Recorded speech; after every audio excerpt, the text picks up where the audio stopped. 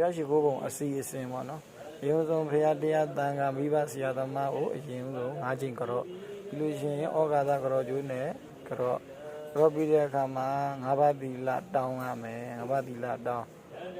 ပြီးသွားလို့ရှိရင်ဒါ၅ပါးသီလနမောတတရှိခိုးပြီးလို့ရှိရင်တရဏဂုံစောက်တည်ပြီးလို့ရှိရင်၅ပါးသီလစောက်တည်မယ်၅ပါးသီလစောက်တည်ပြီးသွားလို့ရှိရင်တရားကုံတော်9ပါးတရားကုံတော်6ပါးသံဃာကုံတော်9ပါးကိုရရင်လည်းဆိုကောင်းပါကုံတော်9ပါးရွတ်မယ်ရွတ်ပြီးလို့ရှိရင်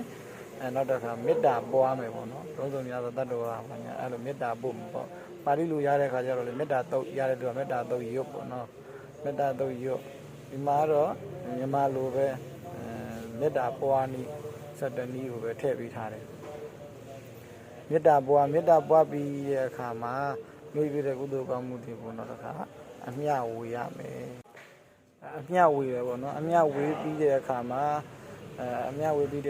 ပြီးလို့ရှိရင်ကို9မိနစ်လောက်ဖြစ်10မိနစ်လောက်ဖြစ်ဒါတရားထိုင်ပေါ့နော်အဲ့လိုမျိုးလေးလုပ်ရင်တော့ဒါတဏိတာဘုရားဘာသာဝင်တဦးရဲ့မဖြစ်မနေလောက်ရမယ်ဒါအလုပ်ကိစ္စတစ်ခုပဲ